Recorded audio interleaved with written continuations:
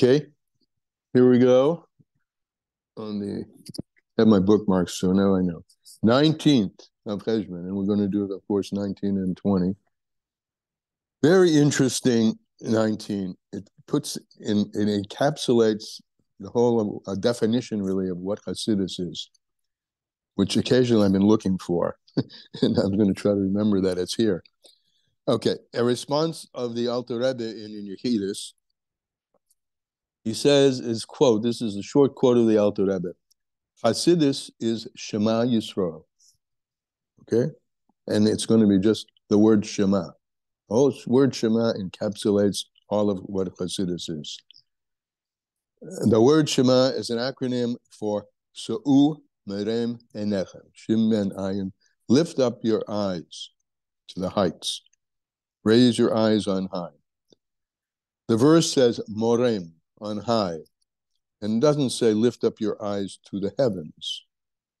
So this implies on high is higher. Shemayim is the top of, say, the Histalshalis, the heavens and the earth, right? The creation. But there's deeper than the creation. There's the power of Hashem invested in himself to make the creation. And the tainug and the delight that he had, which will be relevant to today's Tanya, the delight that he had in imagining the creation that he would then create.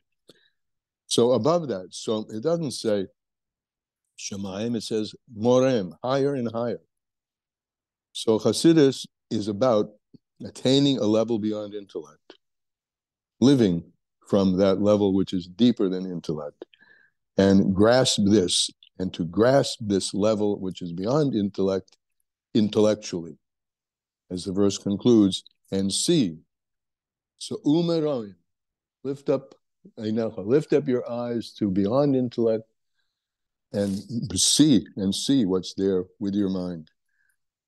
Or as the Rebbe Rashab, we're going to talk about interesting. Chaftas Shabbos is the art of the Yom Haledes of the Rebbe Rashab.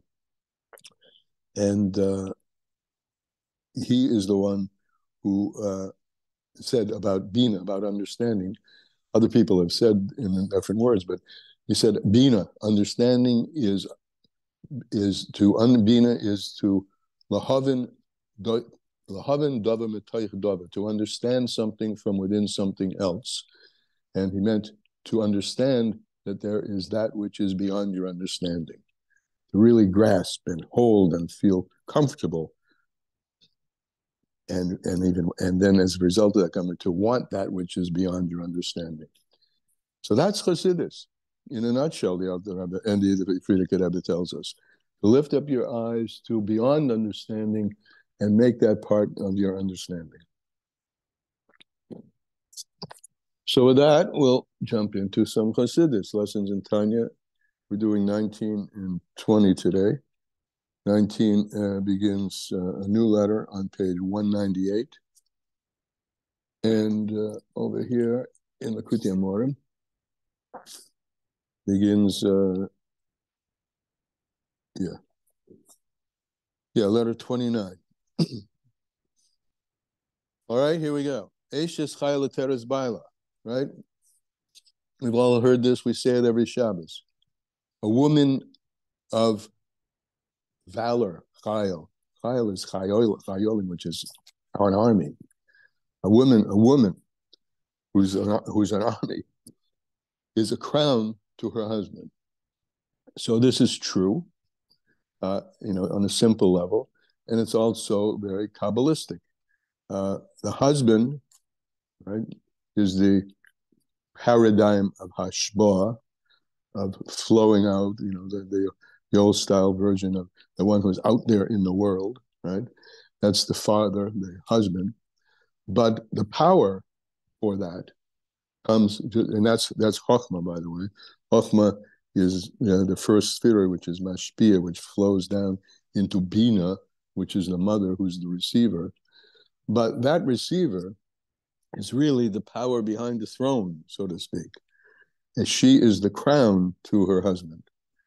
And Isa Begamora, Perek Daled de Megillah, that it says in the Gemara, the ishtamish betaga cholof, that one who uses, and here it means uses in a way that's not appropriate. In other words, the one who uses the crown in an inappropriate way, which is explained, by the way, in Pirkei Avos. I'm looking over here, the fourth mission in Pirkei, fourth chapter Pirkei Avos, mission of 5. It says, "Ve'al ta'asa a Torah lehizgadol bo." Don't use the crown to aggrandize yourself. And don't use it, I'll just read it in English, and don't read it, and don't use it as a hammer, as an axe to chop wood. And so it was said that one who uses the crown and uses it for those ways, this is noitel chayo min ha'olam. They take his life from the earth, from the world. So the crown is halacha. The crown, right? Because the woman is associated with speech. Speech is the oral Torah, right? The man is associated with the written Torah. He brings it down, but it's not useful as it is in the written Torah. To be useful, it needs to be explicated through the mouth or through bina, which is understanding. The encapsulation of it is there in the written Torah, but the understanding of it, which makes it useful, was a bina. And bina is the mother. So Isa Begamor, it's in Megillah, the Shtamish Betaga Cholaf, that one who uses the oral Torah in a profane way to show, let's say, the simple and common way, what a master one is of Torah, to aggrandize one's reputation, and we won't get other ways of perverting the Torah, the use of the Torah, passes away. So the Alter Rebbe continues, one who uses, this is in a negative way, and uses one who is learning Torah, which is the crown, the oral Torah, which is the kisra, the crown of the Torah, etc. So Tana Rabbi Eliyahu, it was learned in the academy of Rabbi Eliyahu. Kol Hashena halachas, one who uses, who learns the halachas, and this is associated with the crown of the Torah, the oral Torah, the woman who's the crown of the Torah. So one who learns the Torah and the oral Torah on the other side and utilizes it properly, he's promised that he is a child of the Ben Olam Haba, that he will inherit the future world. Okay, the Alter Rebbe says, we have to understand, Lama nikru halachas b'shem taga. Why do we call the halachas, that part of Torah which is called halacha, why do we call that the crown, the kisra shel Torah? Why is it the crown of the Torah? The gam lama hashana halachas dafke, and why is it that one who learns halacha specifically and not other parts of the Torah, midrash, right, Kabbalah, etc., etc. Why specifically one who learns halachas dafke tufkat that he's or she is promised the future world? Well, shar divrei Torah and not other parts of Torah.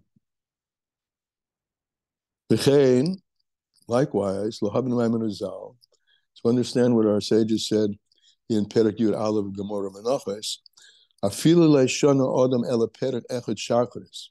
Even if you just learn one perek in the morning, yaitze yidecha v'asei, you fulfilled your obligation. V'lama ena yaitze yidecha v'asei b'shar divrei Torah.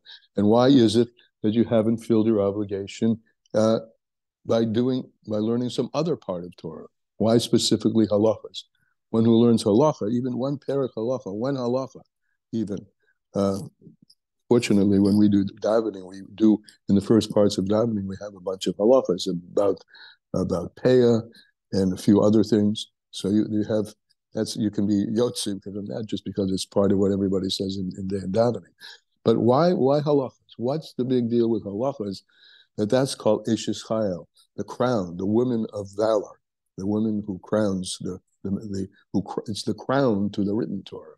In other words, it's on top of the written Torah. So that's his question.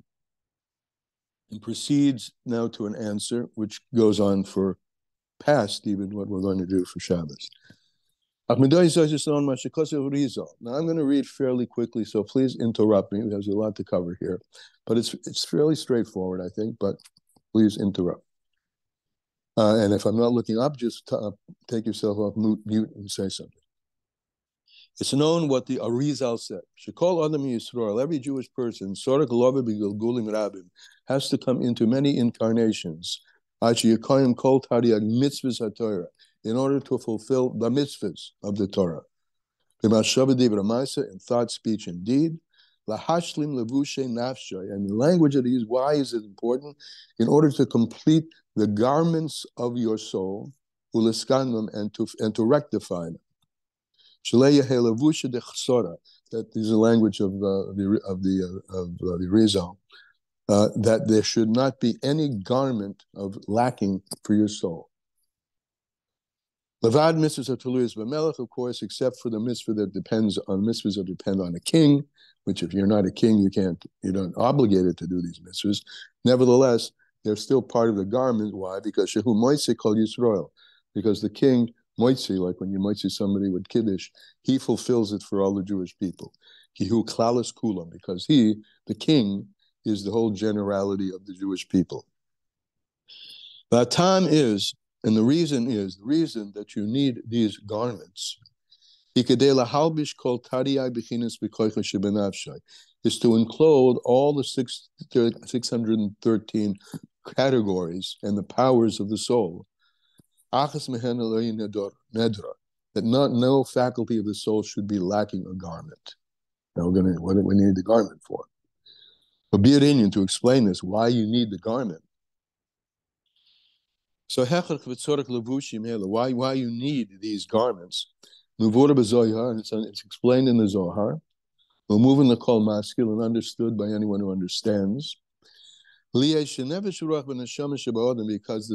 these three lower levels of the neshama, nefesh, ruach, and neshama of a person, they're created things. And this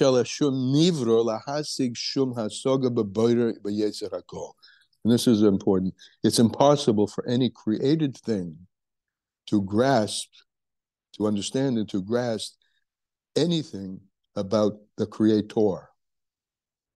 Because the Creator and the creation are completely different levels.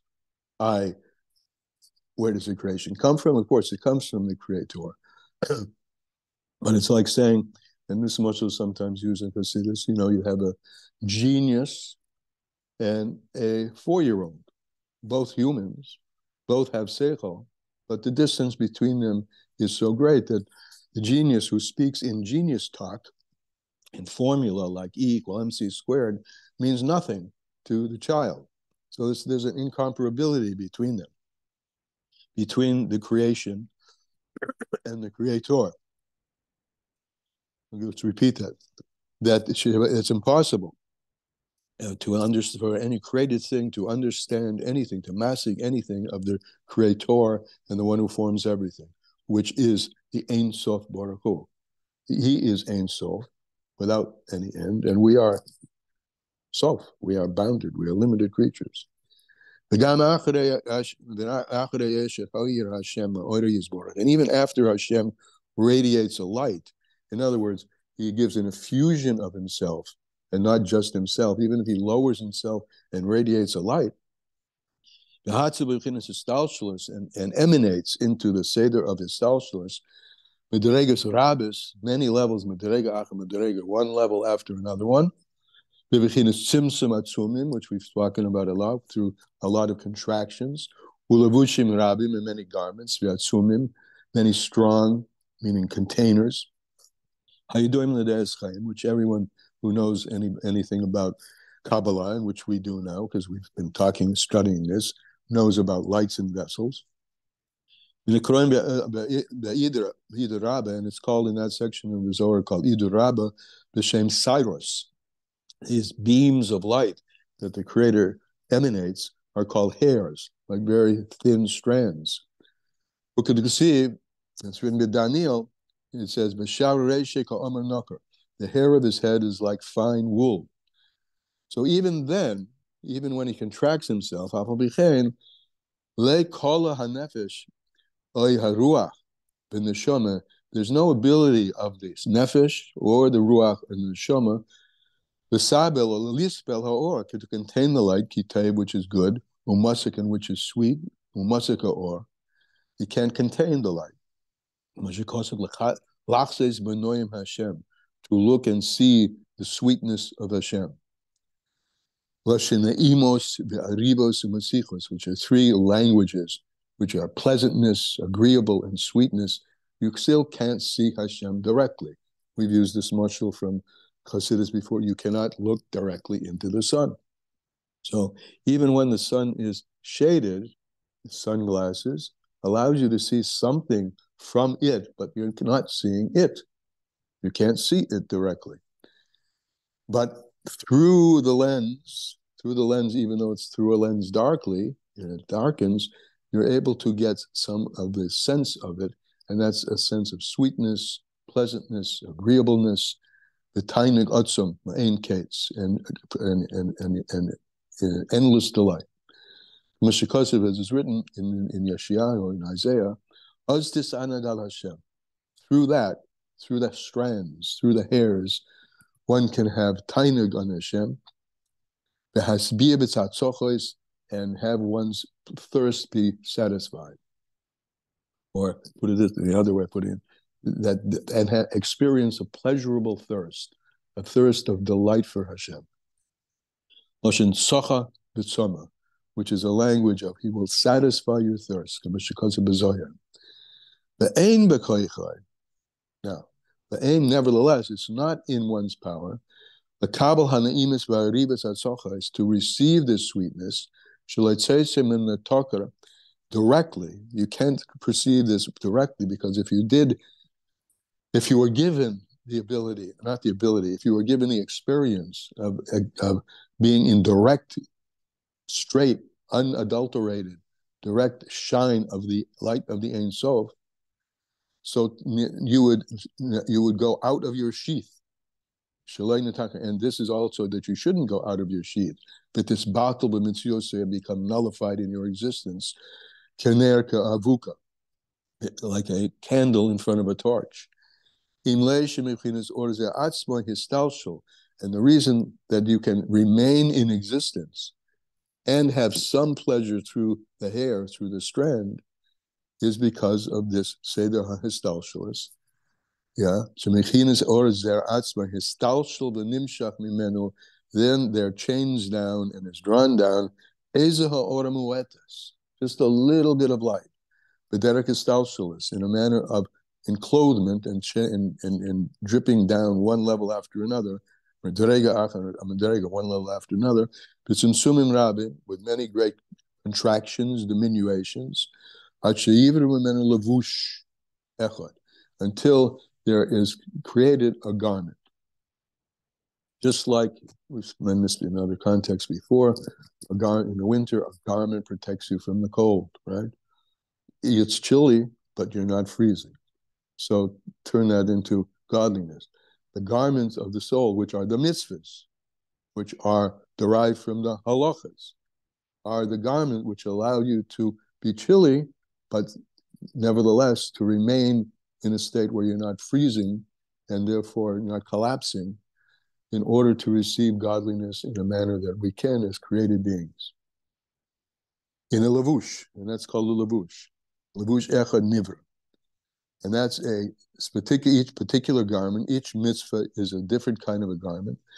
Be'en mahus orzeh, which is something like the light, a derivative of the light, the halbish nefesh ruach b'neshama, to enclose the three aspects of the neshama. Elisheva, your hand is up. There are a lot of words here, and you're translating them, and a lot of ideas. But are you able to just tell me what's going on? Sure. How it's related to Tainug and Well, we'll get to that. We'll get to where they're a little bit ahead of the game. But okay, it helps sometimes that you get ahead of the game. So when we get to the game, we can understand. Okay. Huh? No, it also I don't know that I mean if I'm ahead of the game, it's from ignorant place.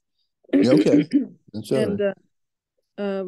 you know, b'tzachtzachot and tzacha and I don't know the whole thing. If you could explain without reading it, but just like with your own explanation, that would be helpful. Sure. We'll start with a premise that everyone has a yearning to be part of something larger than themselves. And that manifests itself in marriages, friendships,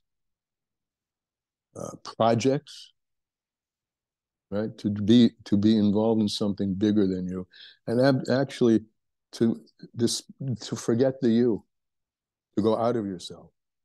The most greatest pleasures in the world are those when you dissolve, when you're like in the zone. There's no you anymore. There's no self that's looking. Okay, if that, we'll put that on there. That's the step number one, the yearning for something greater than yourself and to be encapsulated in something greater than yourself. Now, some things you can lose yourself in, and they're be'erach. They're comparable to you, you know, a relationship, two human beings, right? There's something that electricity, there's something in common that the two of you have. And as I don't know, this always pops to mind, one of my favorite songs from Joni Mitchell. All I really want to do is all I really want to do is bring out the best in me and you. So there's already, this is a relationship. And already there's a dissolving of the ego, but it's two people. Okay, now okay, but the ultimate, where the source of this yearning, in the source of any yearning for this experience, which I just described, is ultimately the yearning to be part of God. But there's a problem. You can't be really part of God because God is Ein Sof, infinite, and you are Sof. You have a chelik, elakah, you have a certain piece of that, which is the yearning for infinity, but you can't be there in infinity because infinity and finitude contradict each other. And that's the notion that if the sun were not in a sheath, the sun would dissolve you in a way that's not positive. It would dissolve you out of existence. As we said before, you'd have no Metzias. So to bridge that gap, to satisfy the yearning and to satisfy the thirst, Hashem creates an intermediary. The intermediary being the garments, we call them garments, or the Zohar called them hairs, garments, that allow you to put something on so that you can experience that infinity whilst still being finite. And what are these garments? These garments are the mitzvahs. Mitzvah, miloshin, savto v'chibur. Mitzvah from the Lashon, the language of connecting, joining. But at the same time, they are intermediary or interfaces so that you can join and not dissolve yourself out of existence. And these are called levushim, garments to the soul. We'll learn this on Monday in our Hasidus class. Avram Zoken Bo Bayomim. Avram, the next week, Sarah, he gets old and he comes into his days. Days are mitzvahs, okay, because they shine, but at the same time, they give light, but at the same time, they give a light that we can take and live with. And that's pretty much what we've said so far. All right? Thank you. Yeah, thank you. Okay. That's good. Okay. V'derech levush zeh. Now we're going to get into the garment. Wait a minute. Reza has her hand up. I want to I thank you for that. I think that Shabbos is like where Shabbos is approaching, and Shabbos is a very good example. We understand about lighting Shabbos candles. We understand about setting up with the challah and everything. And we have to remember that it's really askinu seudasa demalka. There's nothing ordinary in here. This is like a lavush for something much greater. Good. So the derek lavush zeh, and the manner of this, thank you, shehuma en or zeh, which is something like the light, tochel lahanis meziv, or through this garment, we're able to have some pleasure of the garment, but the garment now, through the garment, because we're now getting a ray of the infinite and not the full blast. Meziv or zeh. And that's at our level, so we can grasp it. And grasp it and not be nullified, blasted away out of our existence. Well, commercial, here's a marshal. Maybe this one, I'm sure this will help. Looking at the sun through a lens, a clear lens, but through the lens. Moshe is written, Moshe himself, when he went up to see Hashem, Hashem said, Lo yarani adam b'chai. No yarani adam b'chai. No man can see me and live.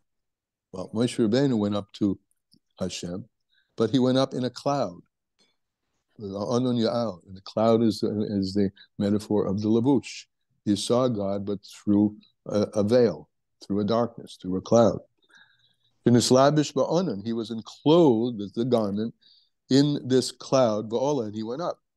And he saw through the lens or the intermediary or the interface of the cloud. Speaks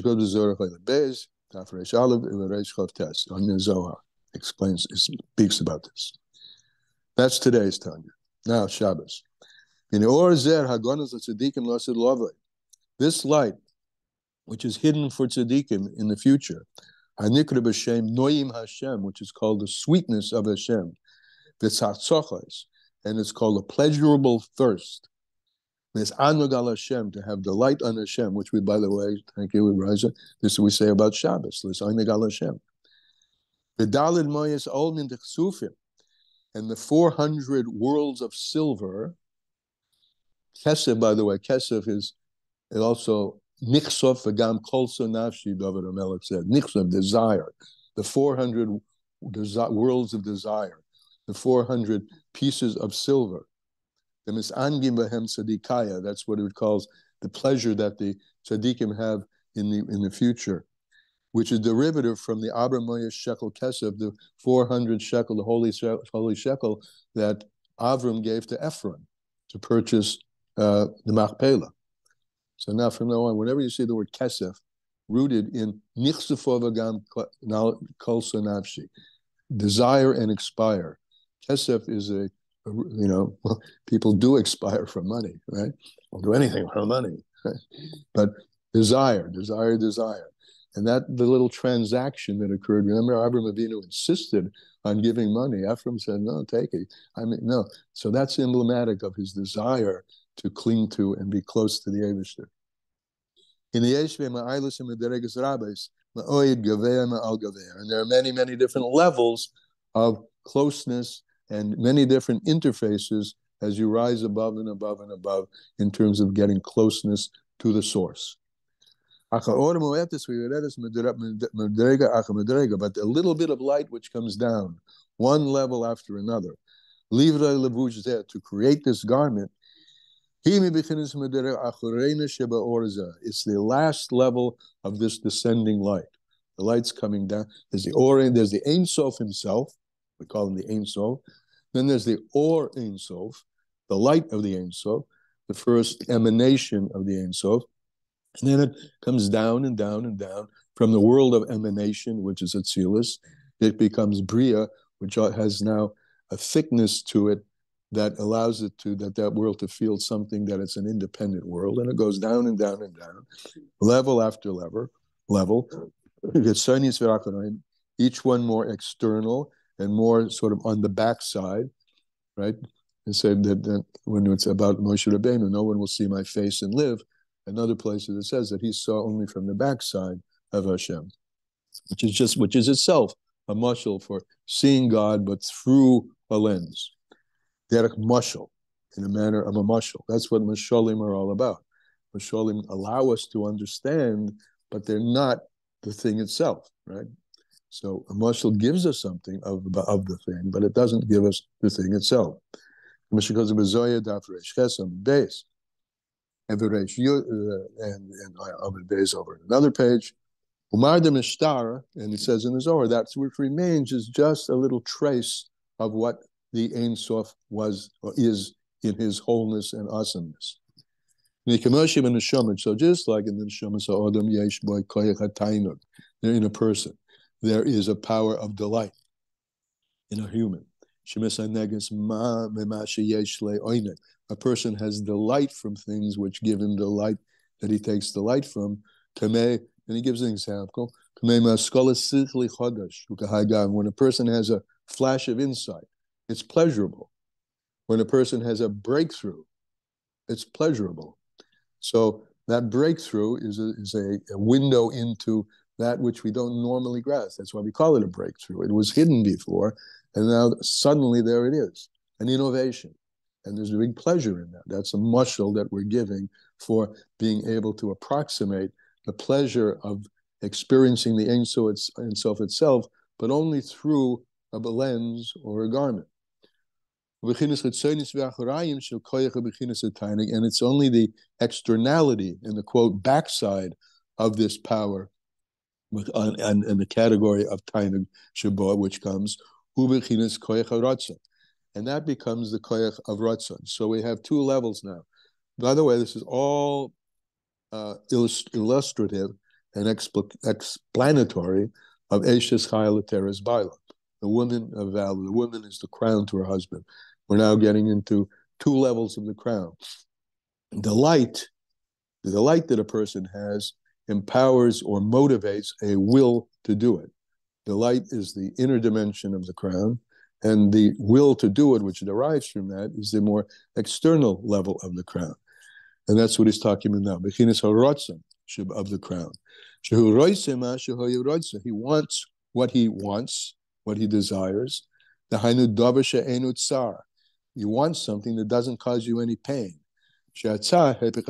Because pain, suffering, is the opposite of delight. So delight empowers will. Similarly, just as in a person, in the light of the Ein Sof Baruch Hu, similarly, in the supernal will, Baruch Hu, it's the externality and the acharayim and the backside, so to speak, of the oinig, of the supernal delight. The pleasantness and the pleasant thirstiness for Hashem, for Omen Chesufim, and the silver worlds, or the worlds of desire. Even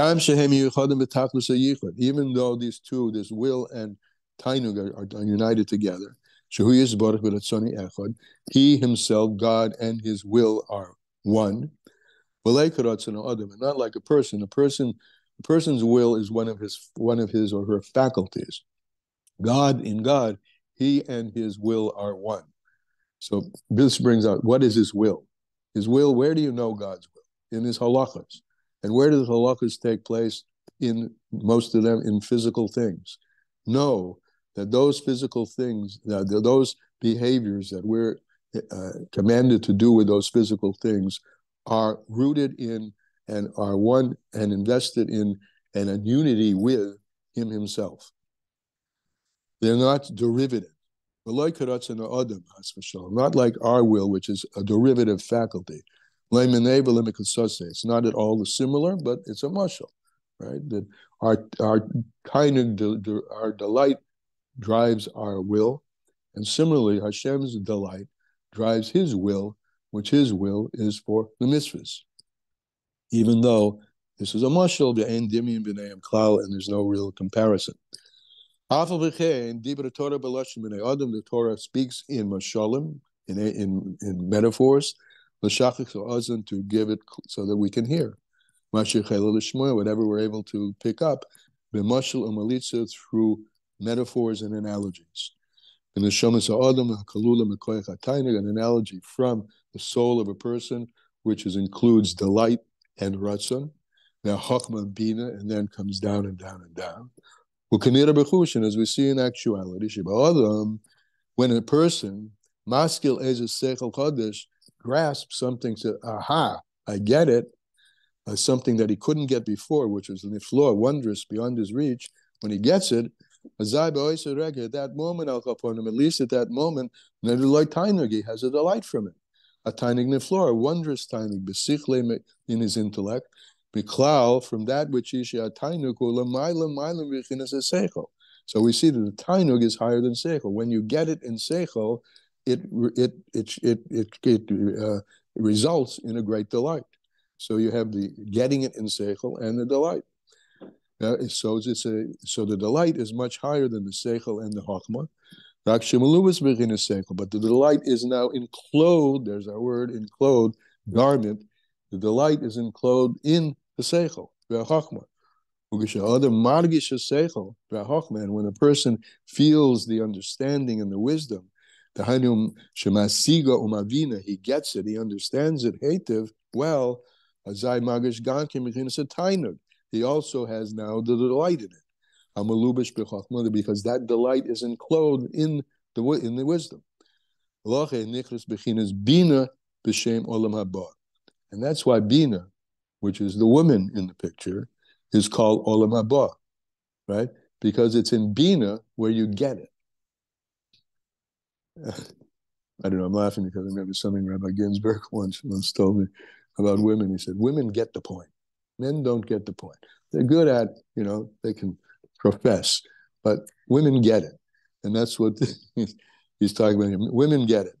And in Bina is where you get it, where you get the feel for where it's coming from. And there's no question about it.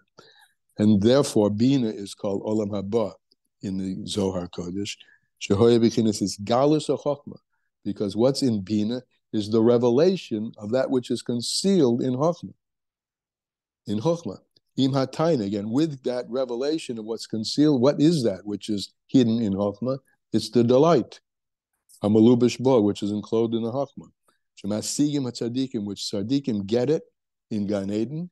Umaskilim b'penimius of Torah, and they grasp the penimius of the Torah, which the araisim and Chochma nafkes. This is an important expression from the Zohar, that the Torah is drawn from Chochma, meaning it's drawn from Chochma. It isn't primarily God's wisdom. I mean, we call it that, right? The Torah expresses the wisdom of Hashem, but that wisdom is rooted in something, is an outcome of something much deeper, which is God's ratzon, his will, and ultimately his tainug. So the Torah is only something which comes out of something higher. And the Torah, this word Torah, by the way, is an Aramaic word for Torah. And if you look at it, it's or yasser. It's a light which comes. The Torah is a vehicle for expressing a light which is rooted much higher. And that which is rooted much higher comes down, of course, is our old principle, to the lower, which is halacha. So we're beginning to answer the question, why is it that halacha becomes a garment from the soul and not other parts of Torah? Okay, we're way ahead beyond time, but that's that's today and Shabbos. Any comment before we go?